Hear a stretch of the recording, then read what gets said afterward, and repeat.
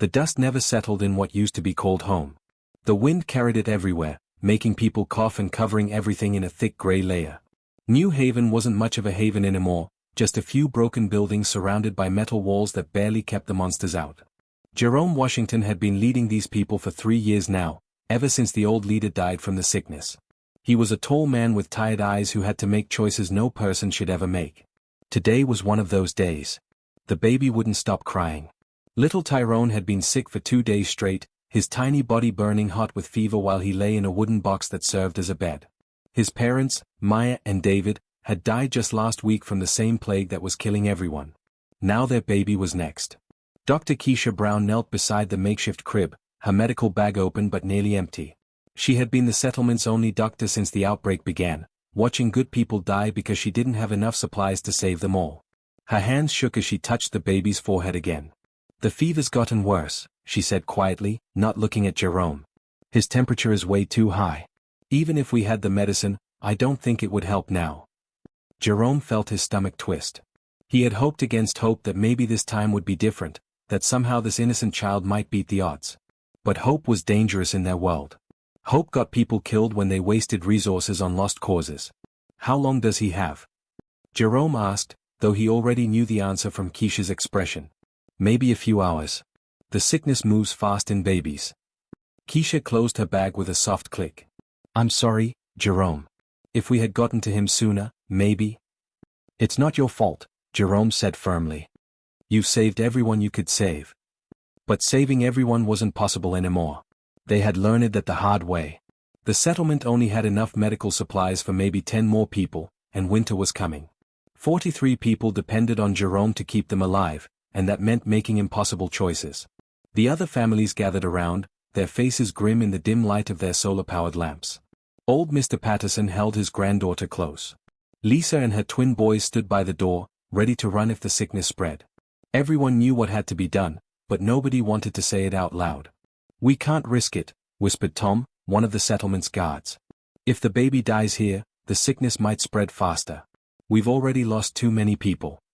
Jerome picked up the crying infant, feeling how light he was, how fragile. The baby's dark skin was burning hot, and his little chest moved up and down too quickly. This was someone's child, someone's future, but the future was a luxury they couldn't afford. "I'll take him outside the walls," Jerome said quietly. "It's better than letting him suffer here." The walk to the settlement gates felt like it took forever. Jerome wrapped baby Tyrone in the cleanest cloth they had, a torn piece of shirt that used to be white. The baby's cries grew weaker as they moved, and Jerome wondered if maybe the fever was finally winning. The wasteland stretched out beyond their walls like an ocean of nothing. No plants grew here anymore, just dust and rocks and the bones of dead animals. In the distance, Jerome could hear the howls of wild dogs and other creatures that hunted in packs. The sky was always gray now, like the sun had forgotten how to shine properly. Jerome found a flat rock about 100 yards from the settlement. It was smooth and clean, the best he could do under the circumstances. He placed the baby down gently, making sure the cloth stayed wrapped around him. "I'm sorry, little man," Jerome said, his voice cracking slightly. "In another world, in another time, maybe things would be different. Maybe you would grow up strong and happy." The baby's cries were getting softer now, more like whimpers. Jerome turned around and walked back toward the settlement, each step feeling heavier than the last. Behind him, the sound grew fainter and fainter until the thick metal gates closed with a loud clang. Inside the walls, nobody spoke about what had just happened. They couldn't afford to think about it too much, because tomorrow might bring another impossible choice. Survival was all that mattered now, even when survival meant leaving innocence behind in the dust. The wind carried something different today. Zara had been flying over the same wasteland for decades, watching the human settlements rise and fall like waves on a beach. She was old beyond counting, her dark scales shimmering with an ancient magic that made her nearly invisible against the gray sky. For 300 years, she had seen everything. Wars that lasted generations. Plagues that wiped out entire cities. Leaders who promised hope but delivered only more suffering. She had learned long ago not to get involved. Humans lived such short lives, burning bright and fast before fading away. What was the point of caring about creatures that would be dust before she even noticed they were gone? But today was different. A sound reached her sensitive ears as she glided high above the rocks and ruins. It was weak, almost lost in the wind, but there was something about it that made her pause mid-flight. A baby's cry, thin and desperate, coming from somewhere near that human settlement she sometimes observed from a distance. Zara had heard countless babies cry over the centuries. Usually, she ignored them completely. Human infants were fragile things, barely able to survive even with their parents' constant care. In this harsh world, most didn't make it past their first year anyway. But this cry was different somehow. It had a quality she couldn't quite identify, a stubborn persistence that caught her attention. Curiosity getting the better of her, Zara circled lower. Her massive wings cast shadows on the ground below as she searched for the source of the sound. There, on a flat stone about 100 yards from the settlement walls, she spotted a small bundle of cloth. The crying was coming from there. She landed with surprising grace for such a large creature, her claws barely making a sound on the rocky ground. The bundle stirred slightly, and she could see tiny fists pushing against the fabric. A human baby, alone and dying in the wasteland. Nothing unusual about that, sadly. But as she got closer, something made her pause. The infant should have been dead already. The fever was clearly burning through his little body, his skin hot to the touch even from a distance. The cold night air should have finished what the sickness started hours ago. Yet here he was, still fighting, still crying, still refusing to give up even though everything was against him.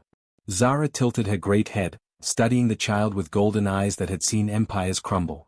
In all her long years, she had rarely encountered such determination in a creature so small and helpless.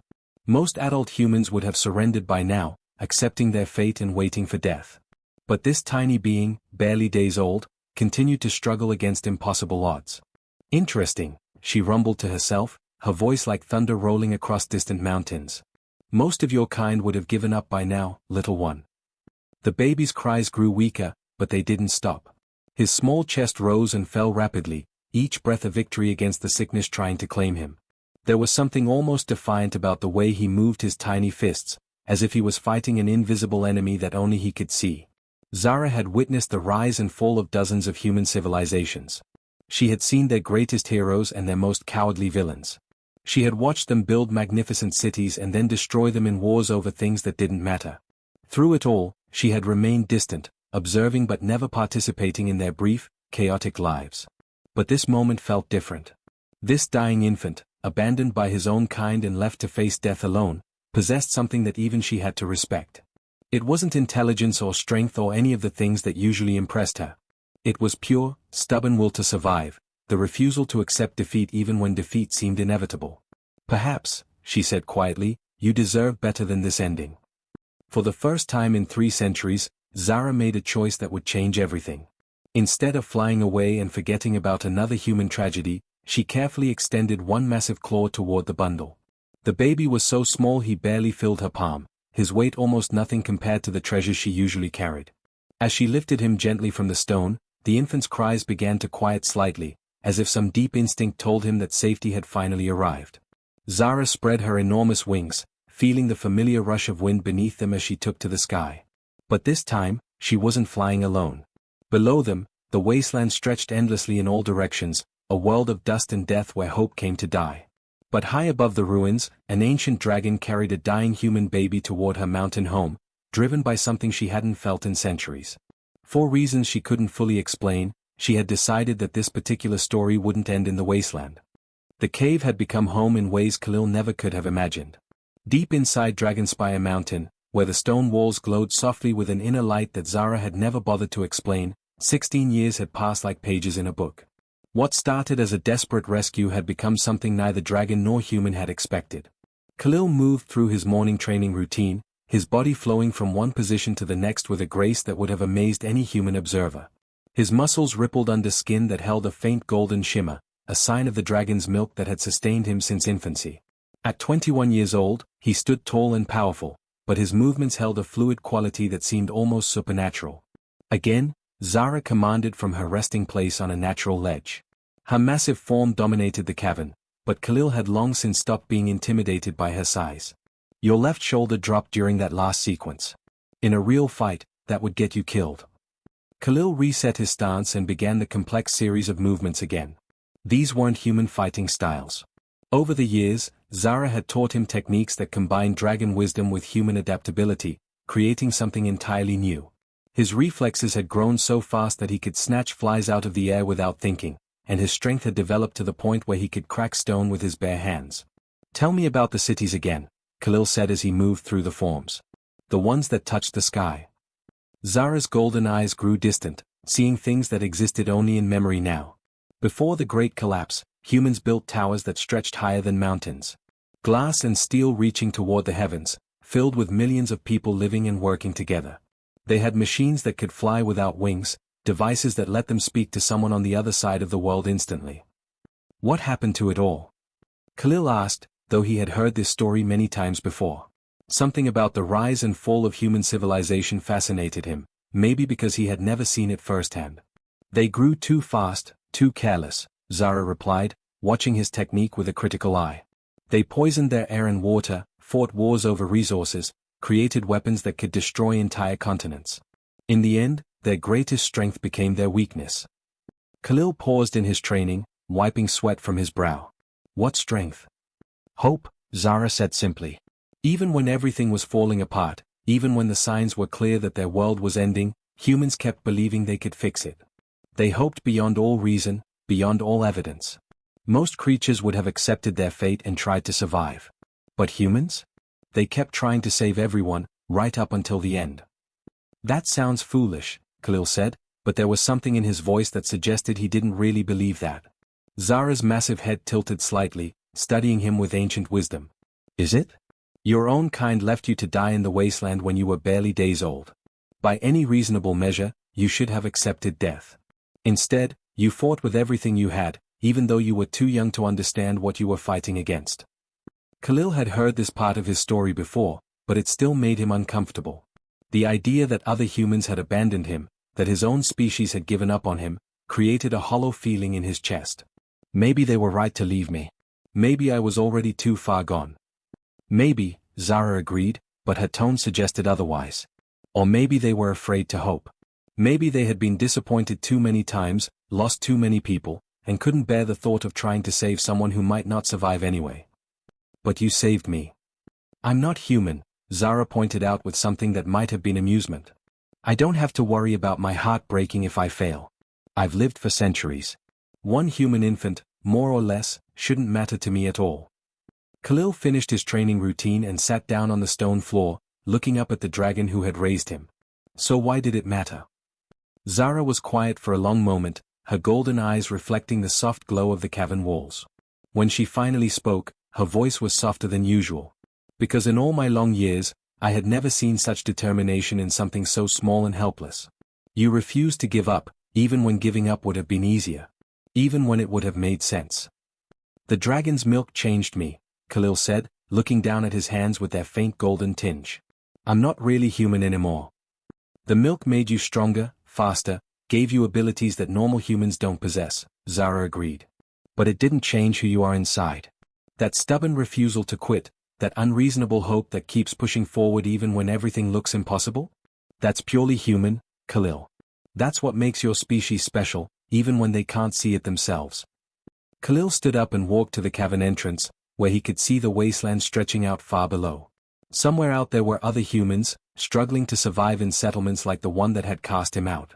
They didn't know he existed, didn't know that one of their own had grown up drinking dragon's milk and learning ancient wisdom. "Do you think they're still out there?" he asked. "My people." "Oh, they're out there," Zara said with certainty. "Probably still fighting impossible odds, still hoping for better days, still refusing to give up even when any sensible creature would have quit long ago." Khalil smiled, feeling something stir in his chest. Something that felt like longing, like purpose, like the same unreasonable hope that Zara had recognized in him as a dying infant.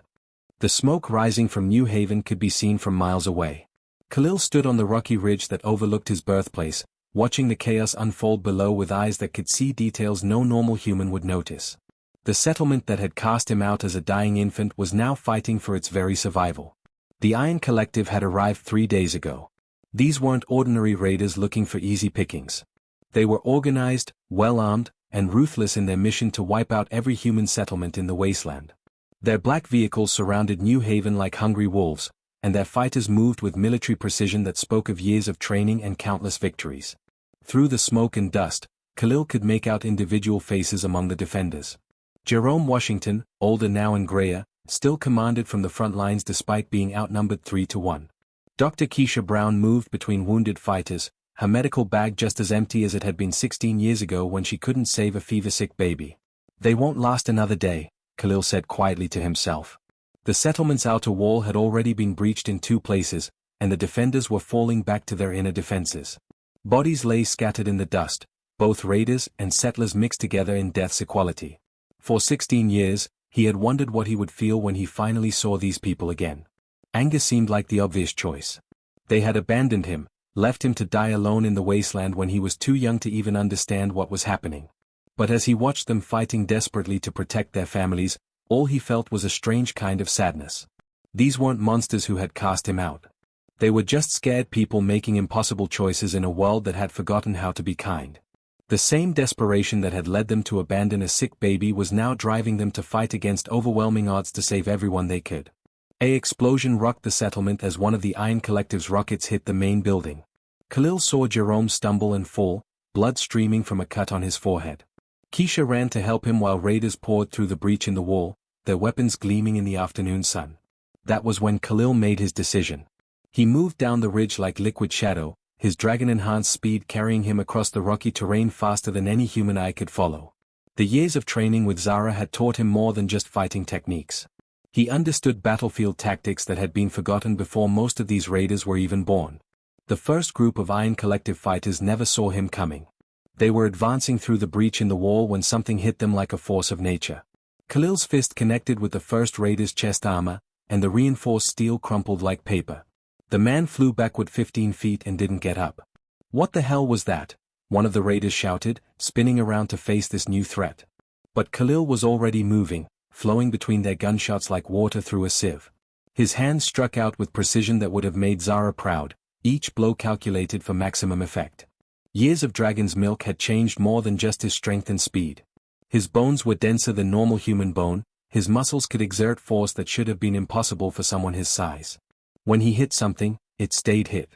The second group of raiders tried to surround him, but Khalil had learned strategy from a creature who had observed warfare for 3 centuries.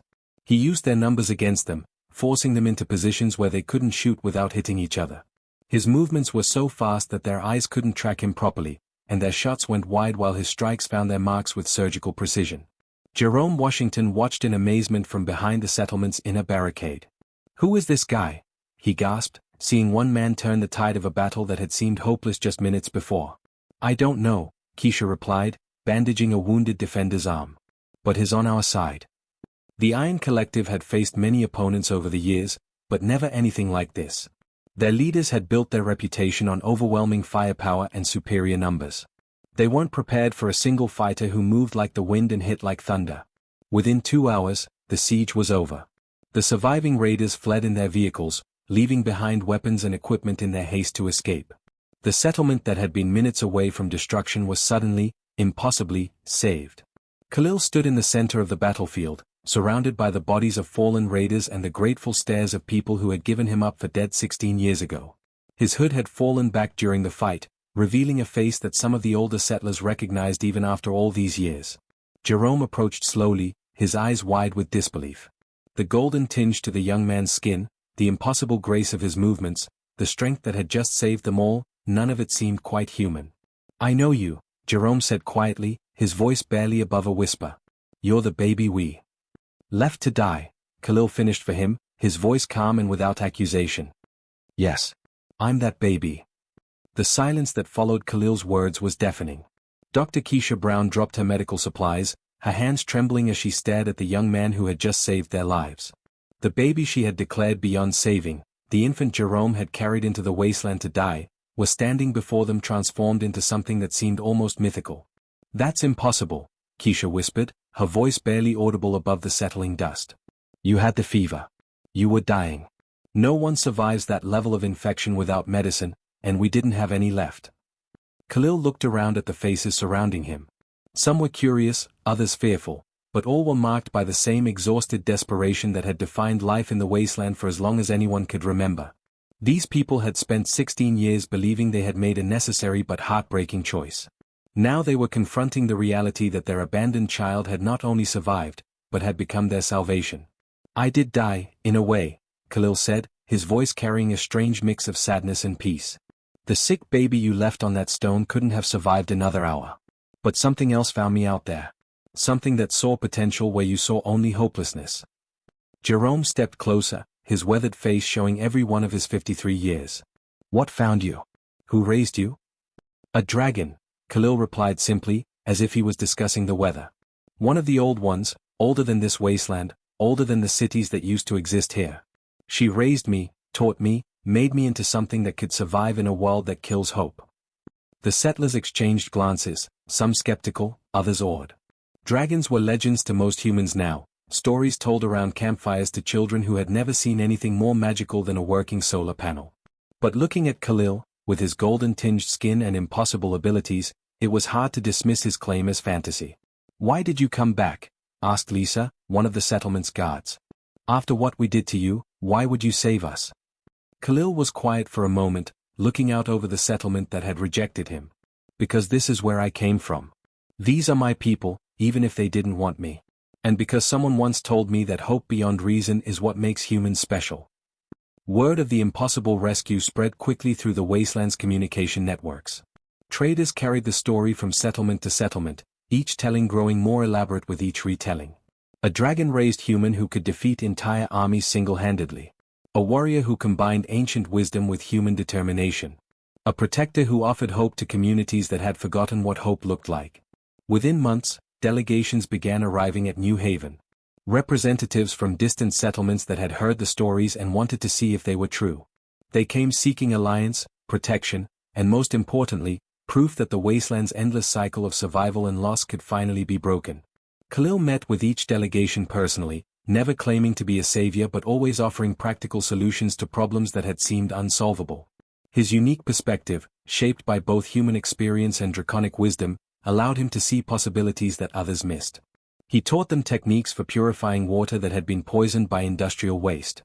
He showed them how to build defenses that could withstand the strongest raider attacks. He shared knowledge of medicinal plants that could treat diseases without requiring precious manufactured drugs.